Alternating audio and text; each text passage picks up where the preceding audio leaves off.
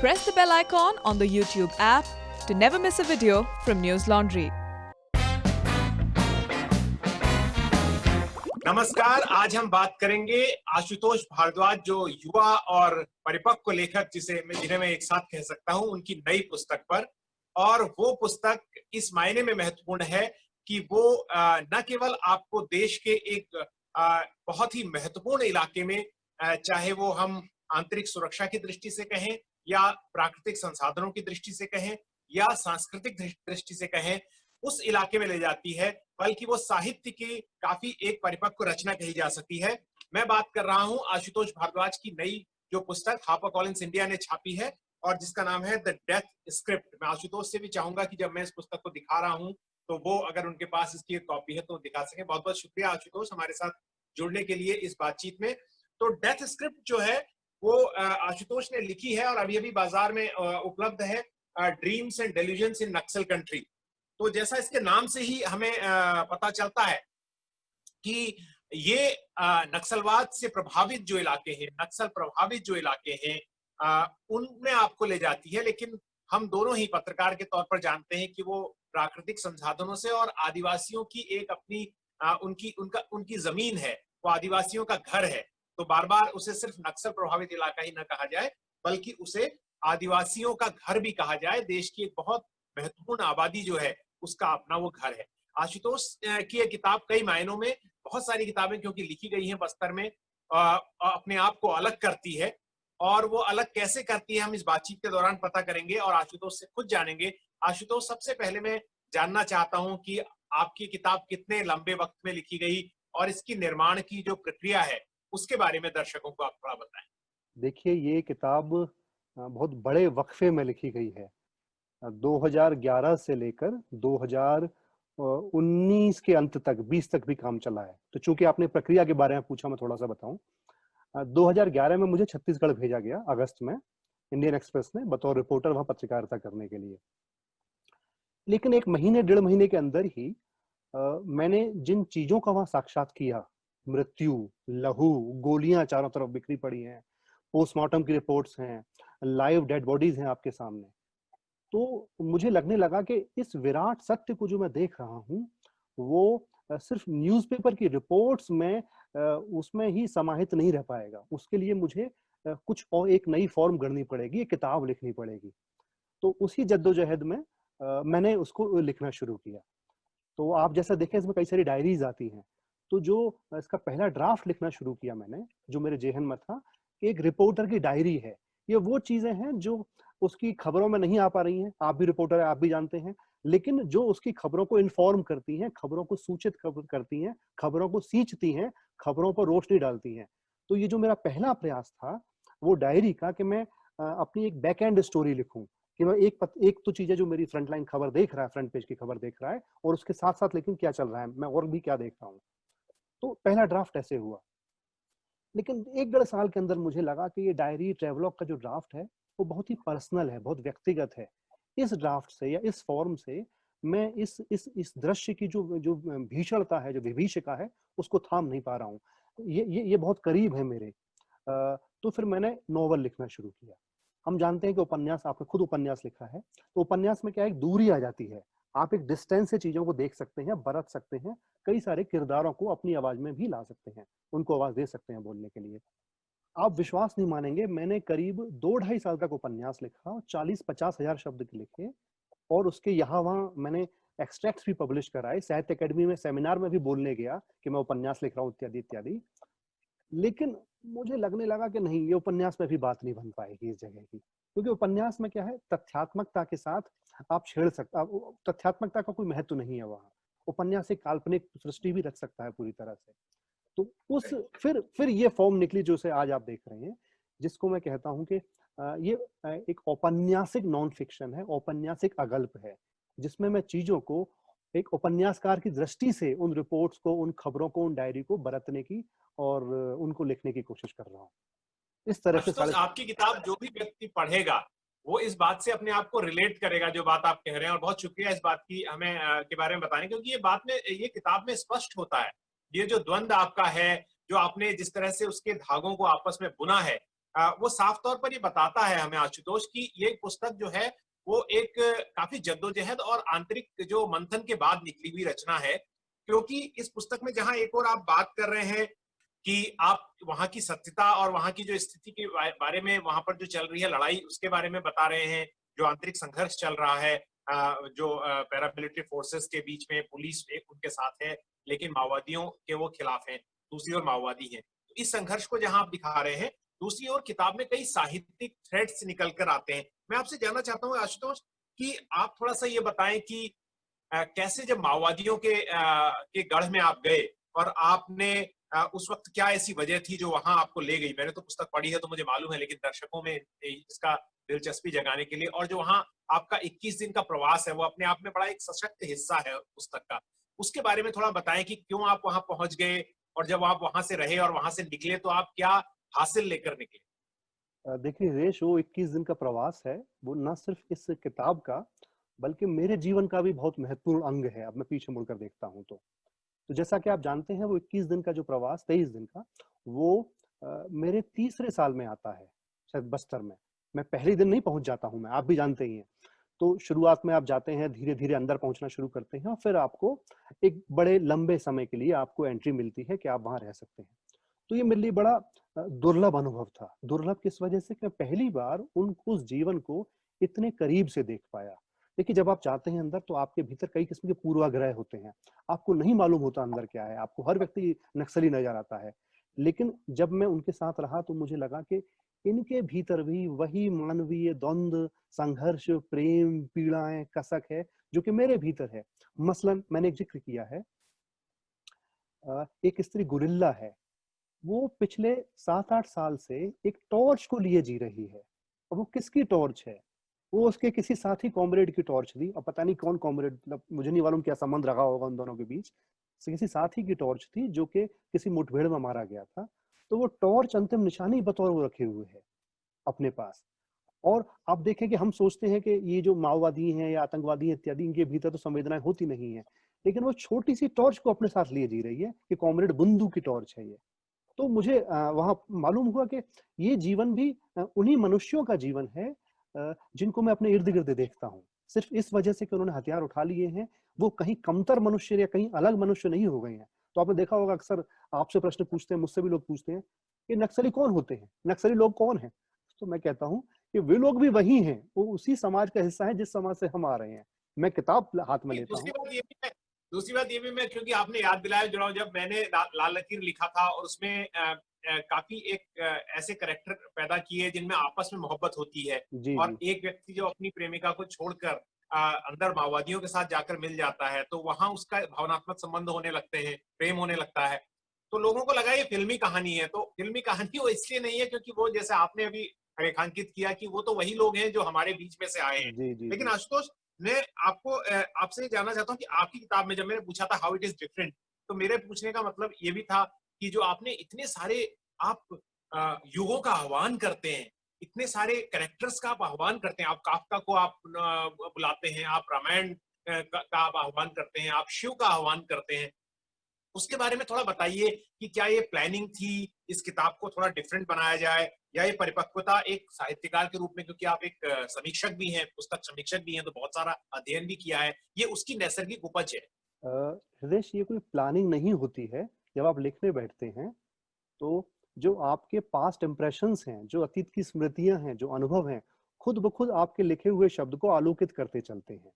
तो जो आप लिख रहे हैं आज, भले ही आप कोई दृश्य वर्तमान में भी देख रहे हैं, तो जो आपका दृश्य है वो आपके वर्तमान से ही संचालित निर्धारित नहीं होता। आपके अतीत की जो सारी संचित पूंजी है, जो निधि है, जो आपने अब तक पढ़ा है, लिखा है, देखा है, सिनेमा है, वो उसको आकर उसको इन्फॉर्म करता है। मसलन ऐसा कितनी बार होता है कि हम कहीं कहीं कुछ देखते हैं, हमें लगता है अरे यार, ऐसी तो हमने फिल्म देखी है, ऐसा कुछ पढ़ा है। तो मेरी जो किताब है वो सायास नहीं है, वो मेरे जीवन का हिस्सा है। मैं शायद जीता ही इसी तरीके से हूँ कि एक चीज को पढ़ते हुए, देखते हुए मुझे अनिवार्यतः पुराने कई अनुभव, कई घटनाएं, कई किताबें, कई फिल्में, कई युग एक साथ वो आते चलते हैं। तो ये मेरे राइट। ख्याल से। तो अब मैं ये जानना चाहता हूँ आपसे कि जैसे आप कह रहे हैं कि जैसे मेरा मूल अभी भी प्रश्न बना हुआ है वो ये कि मैं आपसे डायरेक्ट कहता हूं कि आपने एक घटना का जिक्र किया है जहां सीता राम से कह रही है कि आप जो है जंगल में इस तरह से धनुष लेकर चलोगे तो आप एक नैसर्गिक रूप से एक हिंसा का भाव आपके साथ जुड़ता चला जाएगा और आपके व्यक्तित्व का हिस्सा बनेगा। जी जी लेकिन दूसरी ओर आप शिव का आह्वान करते हैं और शिव के जो उस मिथ को एक तरह से तोड़ते हैं, हाँ राइट? हाँ तो हम थोड़ा सा उसके बारे में जानना चाहते हैं और फिर आप उसको जोड़ते हैं एक लाइन, अगर मैं उसको खोज सकूं जल्दी से, जिसमें आप ये कहते हैं कि the city could physically overpower the forest but the जी forest knew another mode of resistance, subversion of cities epic. जी तो जी जी इसको थोड़ा समझाइए कि आप किस तरह क्या कहना चाह रहे हैं यहाँ पर दर्शकों से, पाठकों से। देखिए, मुझे मेरा मानना है कि व्यक्ति जो भी लिखता है वो अंततः प्रतिरोध को दर्ज करता है। जो प्रेम कविता है, बहुत मासूम किस्म की चीज भी दिखती है, वो अंततः अंदर के आक्रोश को, प्रतिरोध को प्रेम अभिव्यक्त करने का जरिया हो सकती है।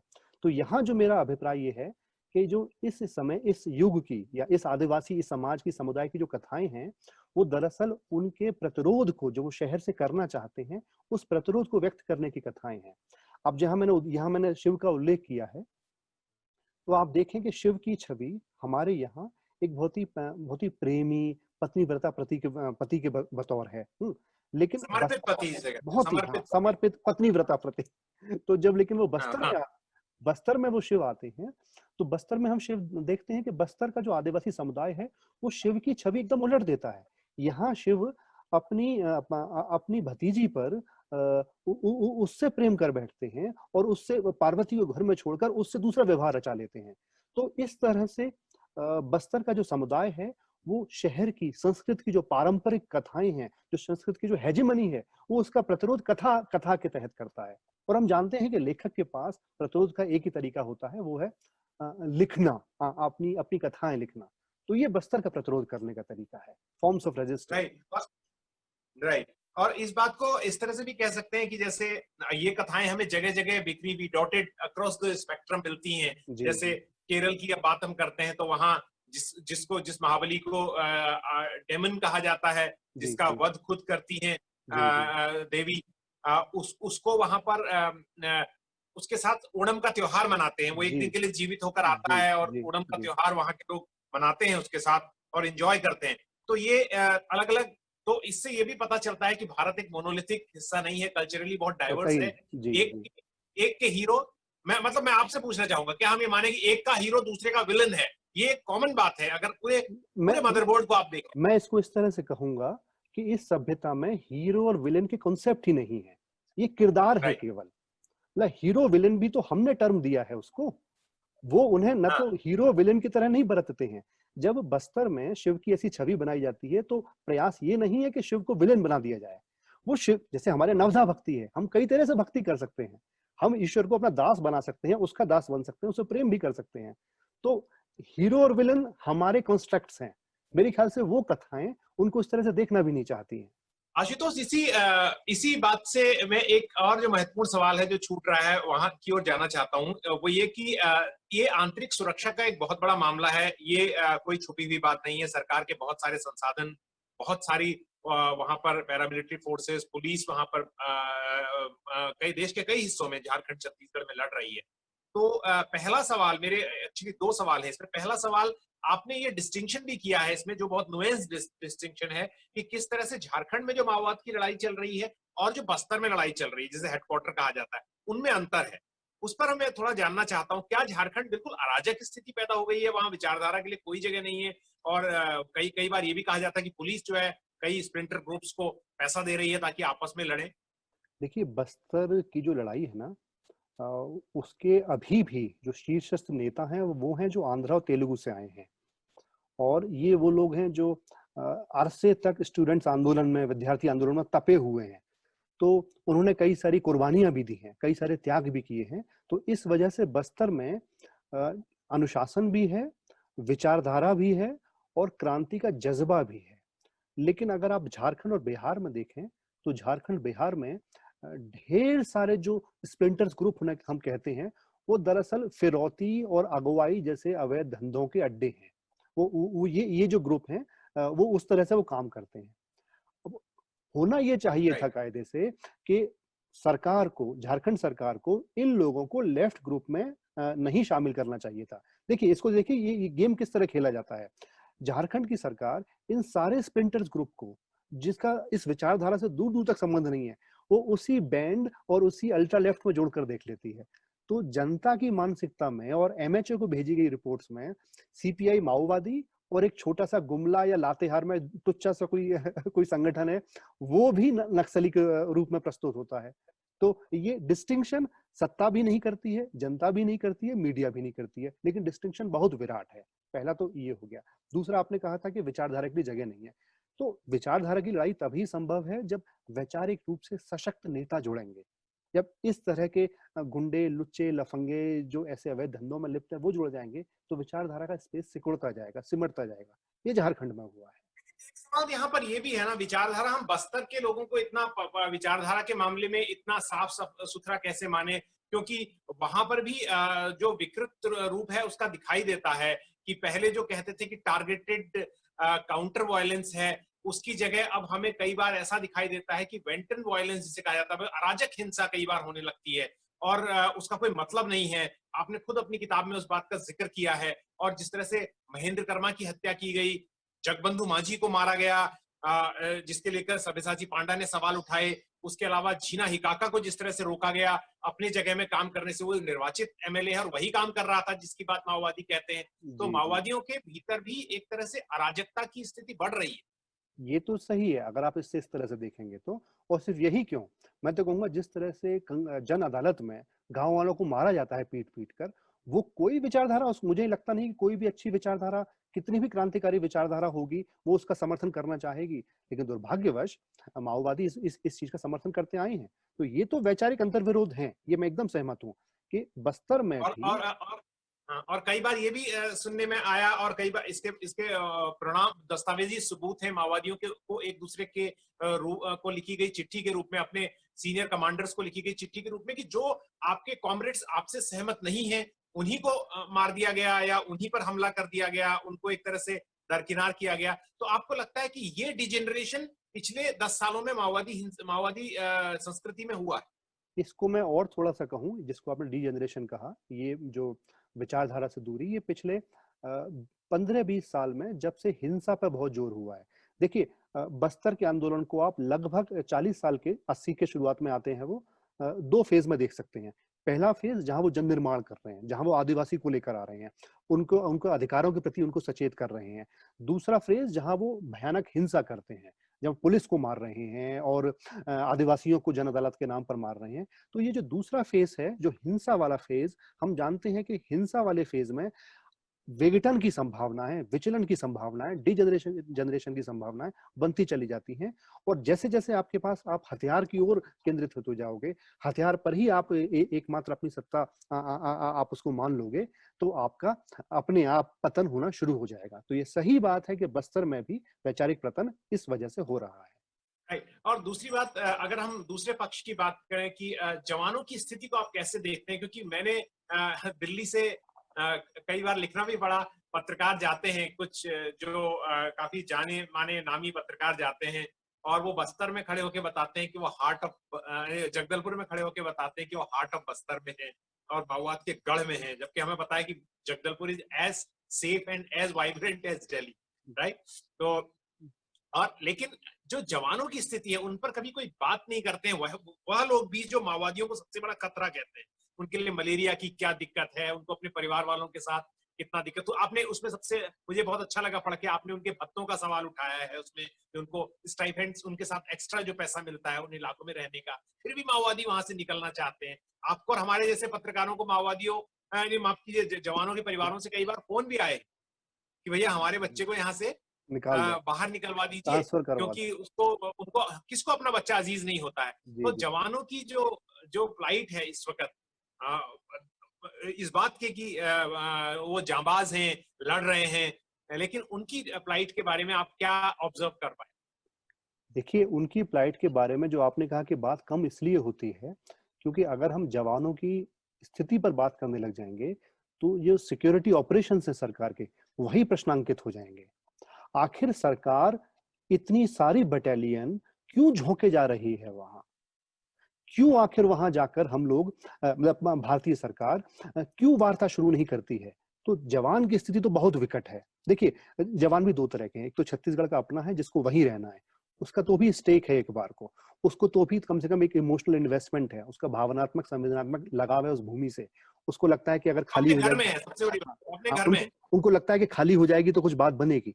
सोचिए, सीआरपीएफ का जो जवान आता है सिर्फ 3 साल के लिए या 4 साल, जितने भी साल के लिए, उसको तो मालूम है, आया हूँ, पनिशमेंट पोस्टिंग है, खत्म होते ही मुझे लौट जाना है।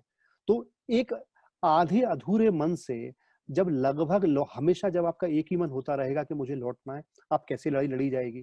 तो इस लड़ाई पर, सरकार की इस लड़ाई पर अपने आप प्रश्न चिन्ह इसलिए छिड़ जाता है कि सरकार एक एकदम ही निर्दोष निरपराध व्यक्ति को वहां झोंक देती है। मैंने, आपको याद हो, मैंने किताब में उल्लेख भी किया है, एक फिरोजाबाद का इंसान जो कि दिल्ली के नजदीक मथुरा से थोड़ा सा आगे है, वो बेचारा छत्तीसगढ़ पुलिस में भर्ती होने आता है, सोचता है पुलिस का कहीं रायपुर वगैरह में सिपाही बन जाएगा वो। उस व्यक्ति को सरकार दंतेवाड़ा भेज देती है। उसके पास कोई नक्सल ट्रेनिंग नहीं है, उसको ये तक नहीं मालूम नक्सल होता क्या है, और वो वहाँ AK-47 लेकर वहां दंतेवाड़ा के कैंप में खड़ा हुआ है। सोचिए, इससे अधिक निर्दयता की बात क्या होगी? सरकार अपने, ये सामरिक रूप से भी सुरक्षा की दृष्टि से, रणनीति के लिहाज से अब तो स्थितियां काफी बदली हैं। हमने देखा है 76 जवान जब मारे गए थे, उसके बाद स्थितियां बदली हैं, और आज हमारे जो आज वहां पर जो फोर्सेस हैं वो काफी वेल इक्विप्ड हैं। मतलब कि 10 जवान या 15 जवान 200 माओवादियों को रोक सकते हैं, ये उनके सही, पास बहुत लीथल आर्मरी है। लेकिन 2011 तक, आशुतोष, आपका तो काफी अच्छा अनुभव रहा है, लेकिन उससे पहले जब आप वहां नहीं थे, तो मैं बताऊं कि जवानों में ऐसा था कि वो कहते थे हम विभ्रांत थे, हमें पता ही नहीं कि हमें करना क्या है। तो रणनीतिक लिहाज से भी ये एक बहुत गलत बात थी कि आप जवानों को अंधे जंगल में धकेल रहे हैं जहां उनको लड़ने की ट्रेनिंग नहीं है। मैं आपसे ये पूछना चाहता हूं कि राजनीतिक रूप से आप कैसे देखते हैं कि राजनीतिक पार्टियों ने भी, बंगाल में जैसे है, यूज एंड थ्रो माओवादियों को और आदिवासियों को करते हैं कि उनको टैक्टिकली यूज करो चुनाव में, और तो ऐसी लड़ाई कैसी जीती जाएगी? और आप तो बस्तर के उदाहरण भी देते हैं बीजेपी के चुनाव को लेकर, उसमें बीजेपी देखिए, कांग्रेस के चुनाव को। देखिए हम जानते हैं कि 2008 का जो चुनाव है दंतेवाड़ा का, वो सलवा जुडुम की पीठ पर लड़ा गया है। और सलवा जुडुम, रमन सिंह की भाजपा सरकार और महेंद्र कर्मा कांग्रेसी नेता, इन दोनों की पूरी साठगांठ से संभव हुआ है। लेकिन 2008 के चुनाव में क्या होता है, हम जानते हैं, जो मैंने किताब में तथ्यात्मक तथ्य समेत लिखा है, कि भाजपा के भीमा मंडावी स्थानीय नक्सलियों से मदद लेते हैं महेंद्र कर्मा को हराने के लिए, और महेंद्र कर्मा अपने गढ़ में वहां हार जाते हैं सलवा जुडुम के ठीक हिंसा के, उसकी हिंसा के बाद। और देखिए, वही भीमा मंडावी 2019 में उसी उन्हीं भीमा मंडावी को, उन्हीं की माओवादी उनकी हत्या कर देते हैं। तो बस्तर में राजनीति और क्रांति का के बीच के जो फर्क है ना, वो बड़ी धुंधलाई हुई है।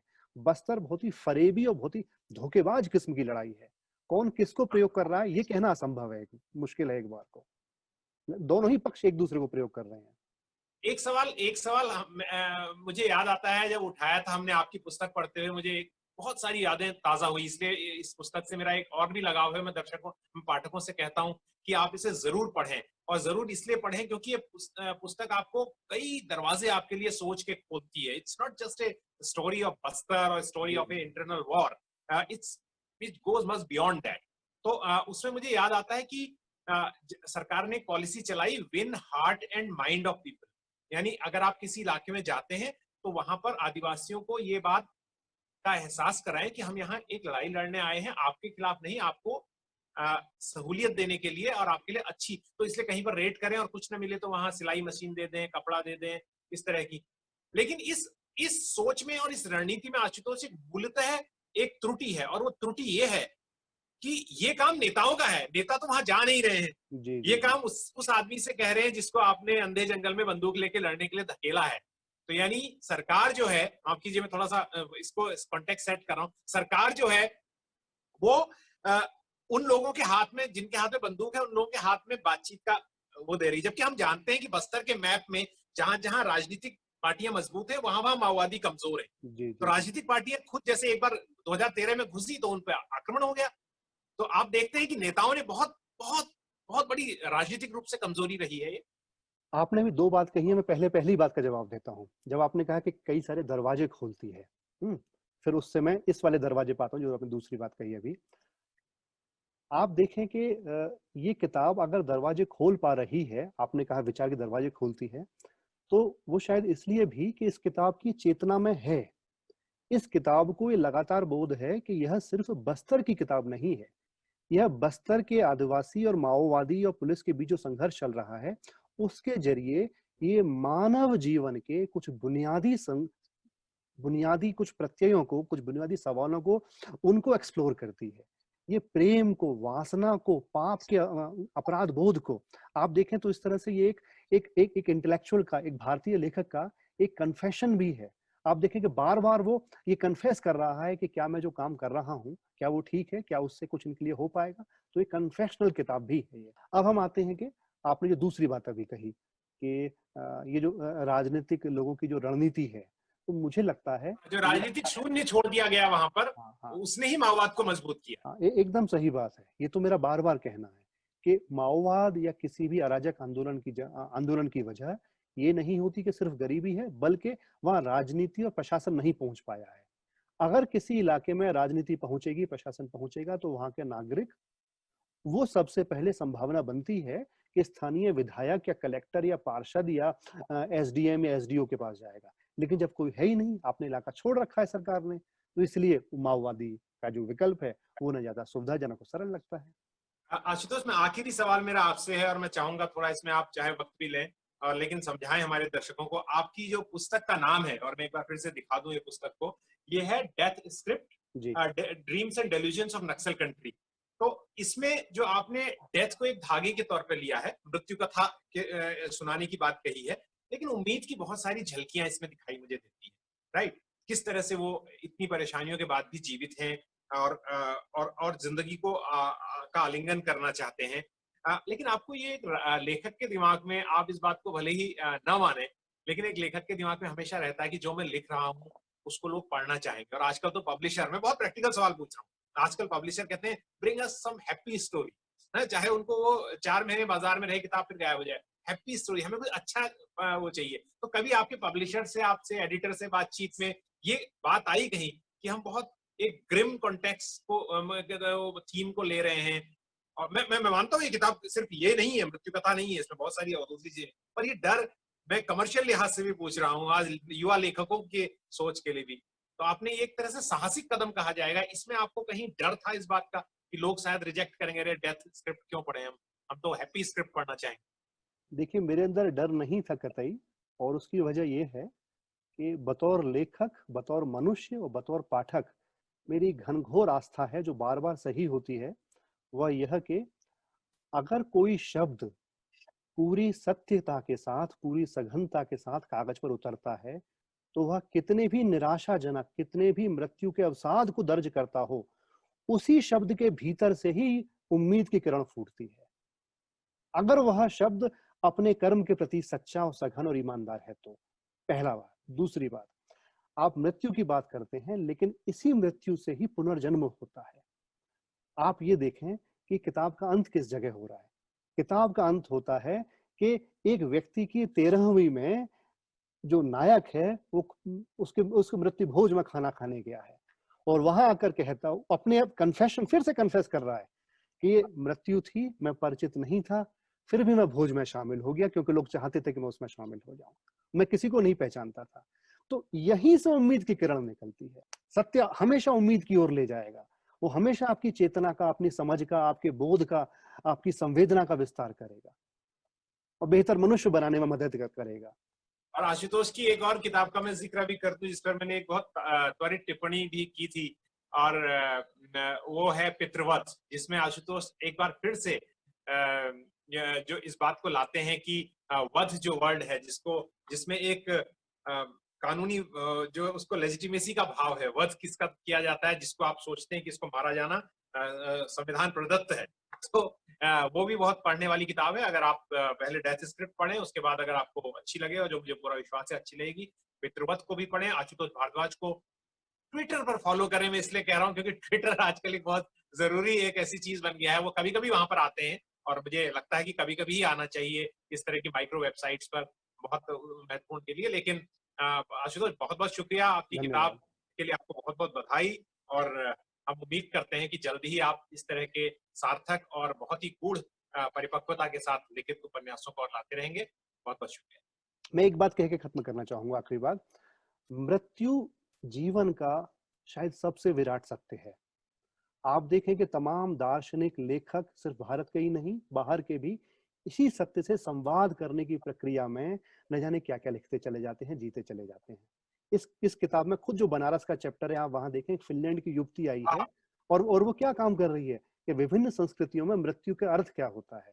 तो ये मेरी किताब भी जो है भारतीय संस्कृति में है, बस्तर में, मानव जीवन में मृत्यु की जगह, उसका स्थान और उसके अर्थ को टटोलने की प्रक्रिया है। बिल्कुल। और वो पश्चिमी देश से आई हुई महिला आशुतोष से पूछती है कि how can you celebrate death. हमारे यहाँ तो डेथ जो है बहुत ही टैबू है, हैं? बहुत शुक्रिया आशुतोष, आपको धन्यवाद करने के लिए। बहुत सारी चीजें हैं, हम सारी चीजों को यहाँ बता देंगे तो फिर लोग शायद किताब आपकी नहीं, धन्यवाद रितेश, ठीक है, चाहता हूँ लोग आपकी किताब पढ़ें। धन्यवाद, ठीक।